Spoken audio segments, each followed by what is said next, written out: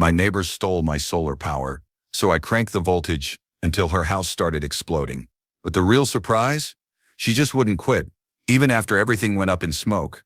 What happens when the violent tremor ripped through my home, rattling my very core and sending my beloved canine into a frenzied bark that echoed the end of days? It wasn't a minor tremor. It was a devastating explosion, a seismic boom that vibrated through every beam and panel, followed by the terrifying shriek of electricity devouring drywall. My blood ran cold, but my movements were calm. I rinsed the toothpaste from my mouth, stepped onto my porch, and watched the thick, acrid smoke billow from Brenda's roof vents. No rush, no panic, no flinch, just a slow sip of coffee and a quiet murmur. A taste of her own medicine at last. To truly grasp this moment, you'd have to journey back 3 months. It was then that I first noticed it, my meticulously maintained solar system mysteriously dipping by nearly a fifth. Despite flawless weather, pristine panels, and no increase in my own energy use. I'm no casual hobbyist. I spent decades running a sustainable energy corporation before retiring early, so my system is under constant, almost obsessive, surveillance. Every ampere, every voltage flicker is meticulously recorded, so when the numbers screamed a discrepancy, I didn't dial a helpline. I launched my own full-scale forensic investigation. The truth? Someone had clandestinely tapped into the underground conduit, linking my energy shed to the inverter. Not a simple clamp or probe. This was a surgical cut, a cunning splice, a hidden branch that rerouted my power, as if setting up a clandestine grid.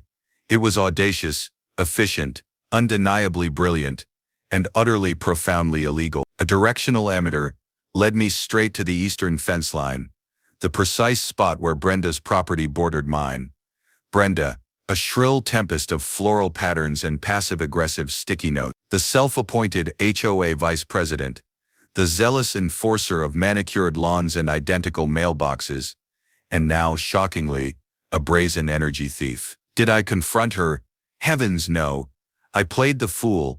I disguised a new monitoring system as a sprinkler valve and began logging her consumption. At first it was modest, just enough for lights and a few minor appliances. But avarice, oh, it's a force as predictable as the sunrise. Within weeks, her energy demands soared. A brand new air conditioning unit hummed to life, then a luxurious hot tub, and then her insufferable husband, Chad, because of course, his name was Chad, installed a Tesla charger. They were draining my power as if it were an endless free well because to them it was. This was my cue for phase 1. I rerouted a secondary surge buffer through an adjustable transformer, granting me precise control over the illicitly siphoned voltage without affecting my own supply. I set it to waver, just enough to torment her appliance. Lights would flicker wildly, the hot tub would sputter mid-bubble, her automatic gate would stubbornly refuse to open, just enough minor chaos to force her to call an electrician. Through my binoculars, I watched the poor man scratch his head,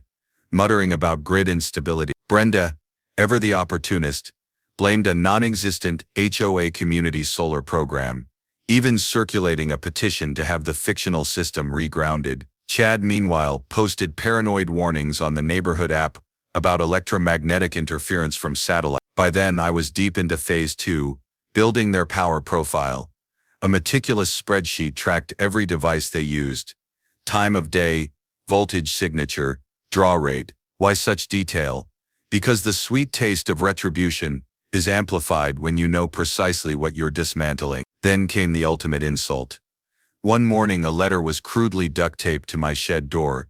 Not mailed, not slipped, but aggressively taped. The HOA, at Brenda's anonymous behest, had fined me $600 for unauthorized electrical structures visible from the street, claiming my solar shed was unsightly and disruptive to neighborhood aesthetics. Who else but Brenda would weaponize bylaws while literally stealing from me? She clearly underestimated my patience, my resolve, and my cunning. Did she not know I had cameras, or did she simply assume I lacked the audacity to strike back? She severely misjudged how long I would wait for the perfect, agonizing payback. I had no desire for fines, no interest in lawsuits. My aim was to witness the slow, agonizing collapse of her petty kingdom of entitlement. I wanted every fried wire to whisper my name, The following week, I began incrementally boosting the voltage on the stolen line. Tiny, almost imperceptible, increases, just enough to make their electronics hum with an unsettling intensity.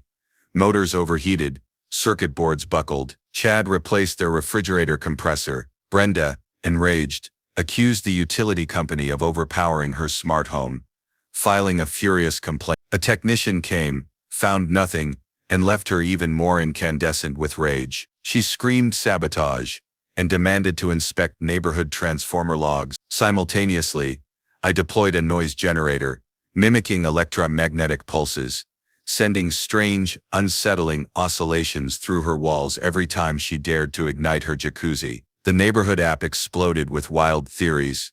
Aliens? Covert government tests? One fellow even blamed Brenda, naturally, organized a town hall meeting. I attended, armed with popcorn and a mischievous grin, wearing a t-shirt that simply read, "Got power?" She didn't grasp the irony.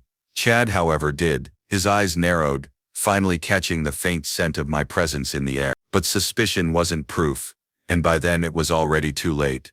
I gave the line one final precise tweak, added a phase inversion filter, and left it to run for 72 excruciating hours. On the third day, Chad, in a desperate attempt to stem the tide, installed a high-end surge protector in their garage. What was meant to isolate spikes instead amplified them. That very morning, the first explosion ripped through their home server, a complete meltdown. Blue smoke scorched drywall, the sickening stench of burning electronics. I stood calmly on my porch, a silent observer to the unfolding pandemonium. Fire trucks screamed down the street. Brenda shrieked about sabotage. Chad ranted about the HOA. Someone mentioned faulty solar integration. I just smiled, sipping my coffee, the gentle hum of my perfectly operational solar system, a sweet symphony behind me. You see, one simply does not steal from the person who literally wrote the manual, and you absolutely do not fine that person for safeguarding what you stole. Never,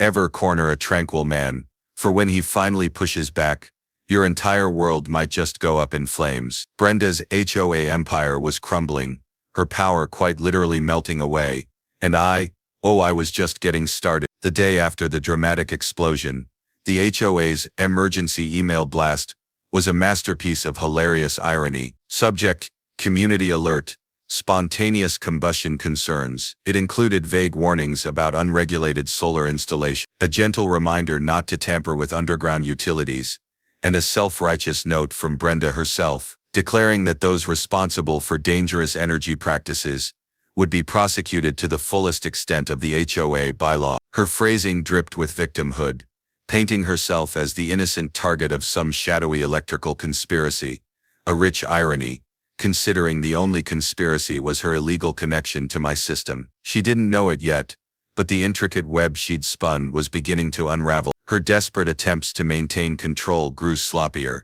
more frantic. She even resorted to door-to-door canvassing, soliciting signatures for a new rule demanding HOA pre-approval by a certified HOA energy consultant, a title she of course claimed for herself. From my porch, I watched her rounds in a lime green blazer and precarious wedge heels, dispensing forms as if it were election season. When she reached my house, she didn't even deign to step onto my lawn. She stood at the curb and shrieked, "Your application is due next week, or the HOA will pursue legal escalation." I leaned against my front door frame, arms crossed, a quiet smirk playing on my lips. "You know this neighborhood was built outside the HOA's original jurisdiction, right, Brenda? My property is exempt from all that nonsense." She faltered just for a beat. "It's under review," she stammered. "No, Brenda," I corrected, my voice calm.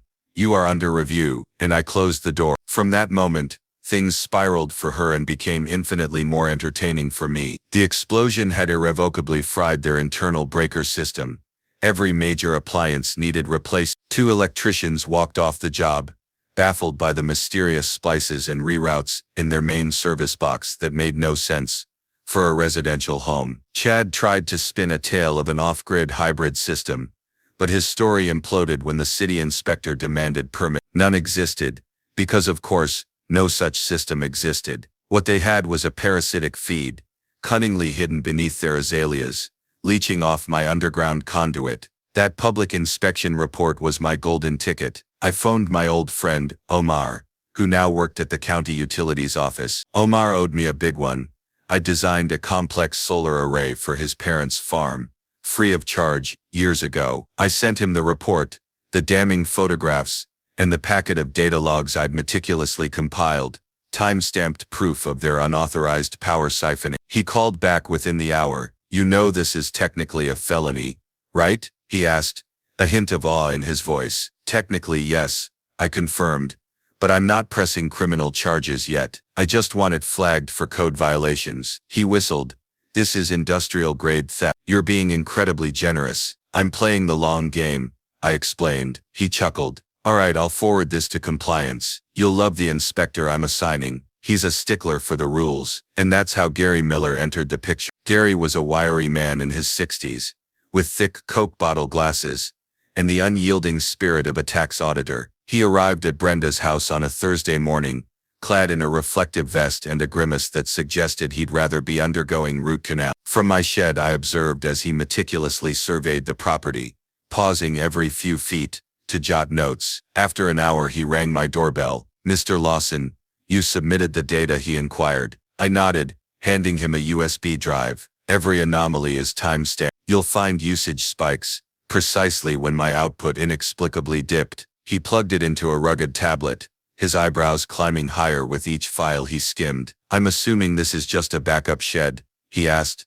gesturing towards my solar outbuilding. "Correct," I affirmed. "Completely legal, permitted, and 20 feet inside my property line." He nodded slowly. "Good," he declared, jerking a thumb towards Brenda's house, "because what they've done is profoundly illegal. I'm issuing a stop order on all further construction or electrical work until this is fully resolved." That same afternoon, Brenda stormed onto my lawn, her face contorted in a mask of fury. "You called the county?" she shrieked. "No," I calmly corrected. "The county called me." "You're harassing me. You're stalking our energy use," she accused, her voice rising to a fever pitch. "Actually," I countered, "you've been using my energy without consent, which by definition makes you the stalker and the thief." Chad emerged from the house, his face flushed, jaw clenched. "You think you're so clever, but it's just your word against ours," he sneered.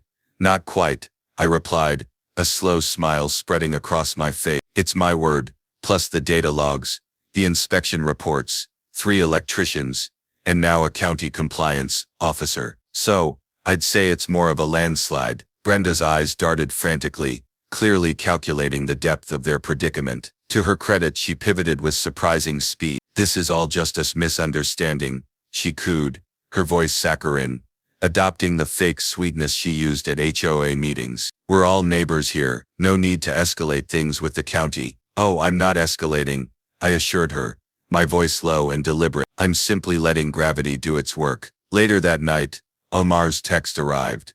They tried to bribe Miller, offered him a consulting fee to ignore the report. He filed an ethics violation complaint. "The county is furious." "Perfect," I texted back. Within a week, the HOA convened an emergency meeting. Chad was ousted from the Architectural Review Committee. Brenda was suspended from her vice presidency, pending investigation. Their house was placed under a mandatory 6-month inspection protocol. But the sweetest victory, their request for a variance to install a legal solar system this time, was permanently denied, thanks to me. And I wasn't finished. I installed a new sensor panel in my shed, featuring a unique directional energy return loop. Anyone attempting to tap the line again would find the surge redirected straight back, tripping a high-voltage feedback arc that would render their tampering not merely futile, but catastrophic. A hidden camera inside the shed was my silent witness. Then I waited. 2 nights later, my alert system pinged. "Motion in the shed." Just past 2 hours a.m.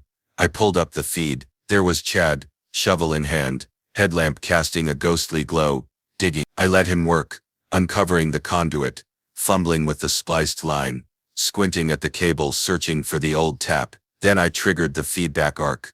A tiny burst, enough to send sparks flying and blast the shovel from his grasp. He tumbled backward, scrambled to his feet, and bolted, leaving his tool behind. The next morning, I emailed the footage to Gary Miller and the HOA board. That afternoon, Brenda's house lost power again, this time permanently. The city had revoked their grid connection, pending a criminal investigation. I didn't need to press charges, I just needed to watch their lights extinguish, one by one. In the ensuing, profound silence, I smiled, flipping on my porch light, powered entirely by my own legal regulated solar system. Because in the end, energy is about balance, and I held all the power. I should have known Brenda wouldn't fade quietly. Losing her literal electricity was one thing. Losing her metaphorical power was quite another. The moment the grid connection severed, her figurative charge ignited. Within days, flyers appeared, taped to every mailbox and tree trunk. Within 3 blocks, "Save our solar rights," they shrieked. In Comic Sans no less. Below, a blurry image of Brenda with a strained smile, and Chad awkwardly clutching a wrench, as if rediscovering opposable thumb. The flyer screamed about neighborhood sabotage and government overreach, urging everyone to sign a petition for electrical freedom. It was unhinged, yet glorious. Most neighbors ignored it. A few gullible retirees inquired about the energy dispute, and I simply shrugged. I generate enough power to run my house, charge my EV, and keep my dog's water bowl warm in winter. If they can't do the same, perhaps they should try not stealing. That usually ended the conversation. But Brenda, ever the master of weaponized bureaucracy, pivoted. She filed a formal HOA complaint, accusing me of retaliatory conduct, aggressive energy hoarding, and weaponized solar sabotage. Her vocabulary was so theatrical, I half expected her to throw in eco-terrorism. The board, already weary of her antics, temporarily dismissed it, but issued me a community review notice out of procedural obligation. It meant nothing, but it was her defiant declaration. She wasn't done, so I decided to give her more to complain about. I spent the next week rigging an LED display on my shed roof, capable of spelling out custom messages, synced to my phone. The first message: "Sun's out, scams out." At night, it blazed like a beacon of petty justice. By morning, Brenda had filed another HOA grievance, this time for visual light pollution. The board didn't even bother responding. It wasn't long before Chad attempted another stroke of genius. Instead of tapping my line, he tried to power their home with a gas generator, tucked behind their tool shed. The thing coughed and sputtered so violently, it roused half the block. It sounded like a lawnmower in its death throes. I don't know the make or model, but running it continuously next to a wooden fence, surrounded by dry leaves, is practically an invitation for disaster. So I made a call. 20 minutes later, the fire department arrived. I hadn't asked them to shut it down. I'd merely mentioned the smell of fuel and flickering light during my evening stroll. They brought a thermal camera, discovered dangerously high heat readings, and issued a formal warning. Chad tried to argue, but it's hard to maintain the moral high ground when your generator is practically belching flames. At that point, Brenda launched into full martyr mode, donning sunglasses and scarves like a disgraced celebrity fleeing paparazzi. She posted on the neighborhood app, claiming she was being targeted by an energy extremist, and that I possessed a militia-grade solar arsenal. One of her posts included a photo of me mowing my lawn, captioned, "Watching, always watching." The only things I was watching were grass clippings, and the last vestiges of her credibility. But she wasn't just playing to the neighbors anymore. She was reaching high. A friend in city planning revealed she'd sent a letter to the State Public Utilities Commission, asserting I was operating a rogue microgrid that posed a regional blackout threat. She actually claimed my solar panels could overwhelm the local transformer infrastructure, and demanded I be monitored by a federal energy agent. That's when I knew we'd entered a new dimension of madness. So I elevated the game. I reached out to Sophia, an investigative journalist I knew from my corporate days. She owed me a massive favor for helping her expose a utility company's emission cover-up. I sent her everything: footage of the illegal tap, my data logs, the HOA filings, Chad digging like a deranged raccoon at 2 a.m., even the thermal readout from the generator incident. She meticulously reviewed it all, cross-referenced the complaints, and pitched it to her editor as Suburban Sabotage, the dark side of neighborhood solar. The story broke online 2 weeks later, featuring a glorious thumbnail, Brenda next to a Save Our Solar Rights poster, mid-sentence, slightly cross-eyed. The headline, entitled "Energy: How One Neighborhood Solar System Exposed a Massive Power Theft Scheme." Within hours, It exploded, going viral far beyond our quiet suburb. Energy forums buzzed. Reddit devoured it. Even a minor cable news outlet ran a segment titled, "When Neighbors Attack the Grid." The fallout was immediate. The county launched a second investigation. The HOA board was deluged with furious emails demanding Brenda's permanent removal. Several neighbors, emboldened, admitted she'd approached them about cutting corners on property issues, and were now willing to provide statements. Chad tried to deflect, claiming he was misled by an unlicensed solar installer, but the only footage anyone had was of him, wire cutters in hand, in his own backyard. Yet Brenda refused to concede. She tripled down, calling a neighborhood press conference. Yes, an actual press conference. In front of her now partially powerless home, she set up folding chairs, a podium, even a banner proclaiming, "Justice for the energy victims." 4 people showed up. 1 was her niece. 2 left halfway through, and halfway into her impassioned speech, the portable microphone she was using began shorting out, emitting agonizing static squeals. "I swear that wasn't me. That was the universe itself, offering a little sympathy sabotage," she shrieked into the dying mic. "He has declared war on us." I leaned against my mailbox, raising my voice just enough for everyone to hear. "Only one of us cut the power line with a shovel, Brenda." Her face flushed crimson. She hurled the microphone and stormed back into her house. The HOA finally held its vote. Brenda was officially removed from the board, banned from filing complaints for a year, and subjected to a property compliance audit, meaning every exterior feature of her home, even the color of her front door, was under review. Chad, whether from shame or utter exhaustion, vanished from public sight. Their generator mysteriously disappeared. The backyard hot tub was listed on Facebook Marketplace for half its value, and their house quietly went up for sale, a buried listing on a local agency's website. In the weeks that followed, I dismantled the LED sign. The message had been delivered. Neighbors, once distant, offered quiet nods on my walks. A few even thanked me outright. One woman brought homemade muffins, declaring, "You're the only reason this place didn't become Hotopia." But I wasn't entirely done. Not quite. There was one final loose end. One last gesture to ensure the lesson truly resonated. 3 weeks after Brenda's dramatic exit, her house sat vacant, a sullen monument to a shattered ego. Blinds drawn, mailbox overflowing with junk mail and expired HOA threats, a single pumpkin rotting on the porch despite it being late spring. I should have felt triumphant, utterly vindicated, victorious. Instead I felt bored, like the series finale of a long-running soap opera had aired, leaving me with empty evenings. But the quiet wouldn't last. The white pickup truck was my first clue. It circled the block 3 times one afternoon. Slow, deliberate, like a predator testing a perimeter. The 4th time, it stopped at Brenda's old house. A man emerged, mid-40s, muscle shirt, clipboard in hand. He unlocked the front door with a key and disappeared inside. A realtor, a flipper, a new buyer. I didn't know, but my suburban drama instinct screamed something was amiss. That night, a stroll past the property confirmed my suspicions.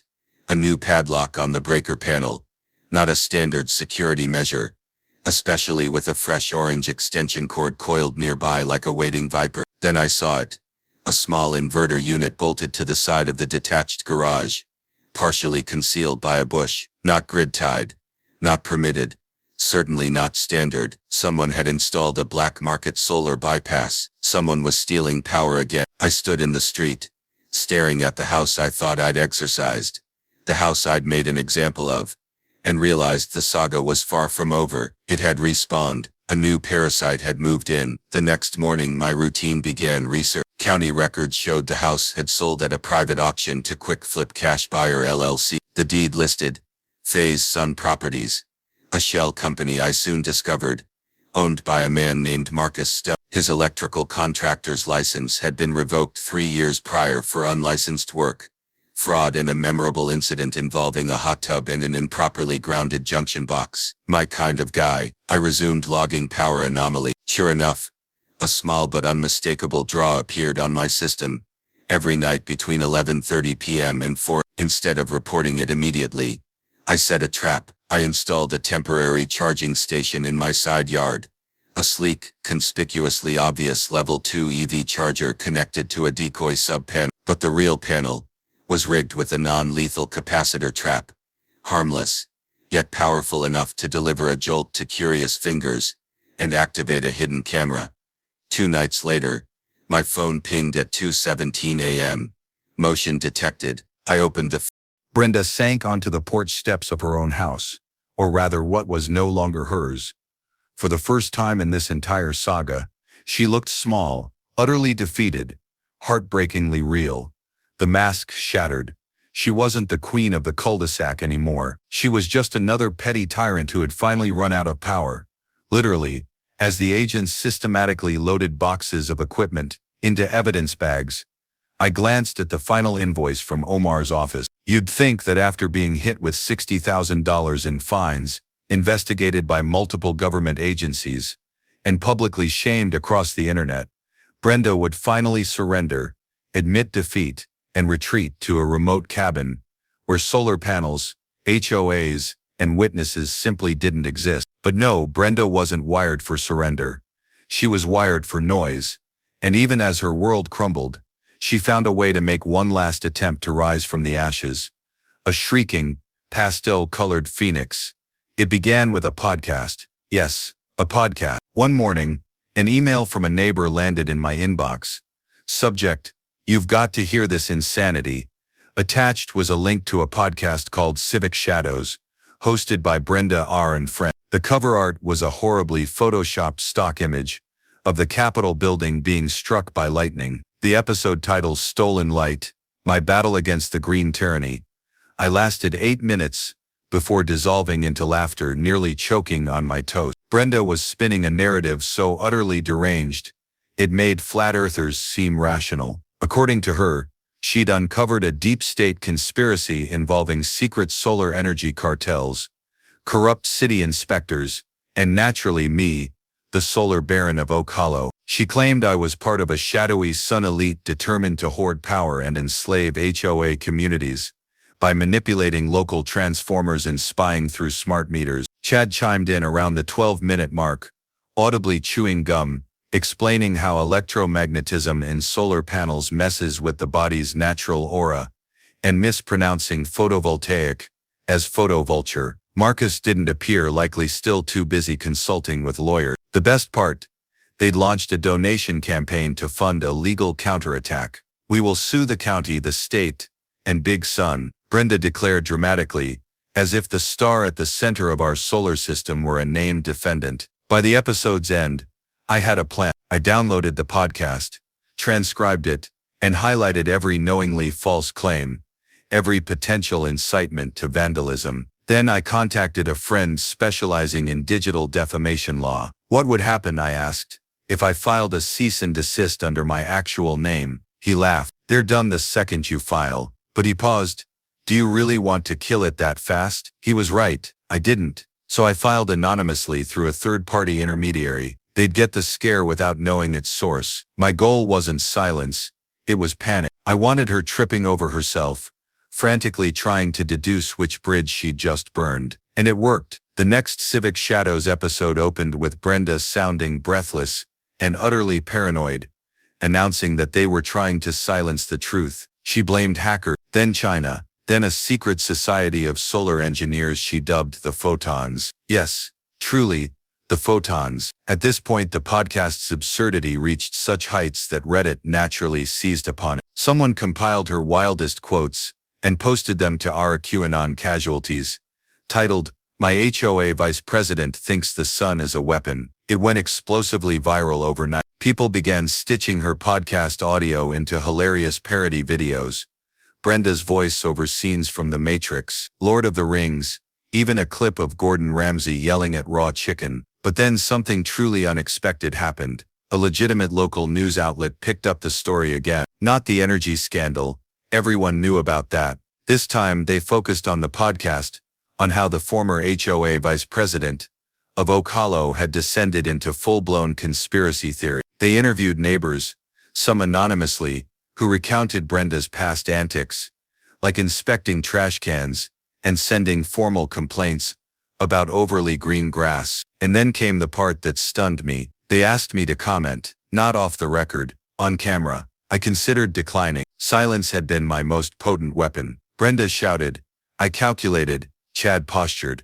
I documented. But something about this final interview felt right. Like the perfect coda to a long, complex symphony. So I agreed. They set up a simple shoot in my backyard, my solar shed humming softly behind me. The interviewer asked calm, measured questions. What sparked the conflict? How did I respond? What did I hope for? I kept my answers concise, honest, no gloating, no insult. I simply recounted the story as it unfolded. How I noticed a problem, investigated, and slowly watched a simple case of theft transform into a suburban Greek tragedy. I wasn't trying to be a hero, I explained. I just didn't want someone stealing my sunlight. When the interview aired, a subtle shift occurred. Neighbors who had previously avoided me began waving on my walks. Old Mr. Thompson, who hadn't spoken to anyone in years except through handwritten notes, left in mailboxes, emerged to shake my hand. A teenager from 3 houses down asked if I could help her design a small solar setup for a school project. Even the HOA president, who once avoided eye contact, as if I were radioactive, stopped by to offer, thanks for your patience with all that madness. It was surreal, and the podcast simply vanished. No explanation, no final episode. The website domain expired. The donation links went dead. I don't know if it was legal pressure, sheer embarrassment, or the crushing weight of public ridicule. But one day there was noise, the next, silence. Still, I wasn't quite ready to trust that silence, so I made one last modification to my shed. I installed a self-contained off-grid detection array, with live monitoring of every outgoing and incoming amp, complete with tamper detection and backup cellular alert. It was the Fort Knox of solar data. If a squirrel sneezed near my conduit, I'd know, and then I waited. Weeks bled into a month. No anomalies, no taps, no creeping voltage loss. Brenda's old house remained on the market, listed quietly as under repair. I saw genuine contractors repainting the porch, not Chad. Eventually a young couple bought it, newlyweds, first-time buyers. I watched them move in, carrying boxes, potted plants, and boundless optimism. The next day I introduced myself, offering neighborly help. They seemed relieved to find someone friendly. I never told them about what had transpired. Some things are best left in the rearview mirror. Still, I did leave them one housewarming gift, an off-the-books inspection from Omar's department, just to be absolutely certain. They passed with flying colors. No splices, no siphons, no secret inverters, just honest sunlight and good intentions. Months later, I sat on my porch at sunset, a cold drink in hand, watching the sky transform from molten gold to deep twilight blue. My solar array hummed gently behind me, fully operational, unbothered. Mine. The neighborhood was quiet, the grid was stable, and the sun, as always, continued its eternal rise. But if Brenda ever dares to return, well, let's just say my voltage is ready. And this time, there won't be a single warning. What a story, right? Powered by Google Gemini, built with care by a UI/UX focused engineer.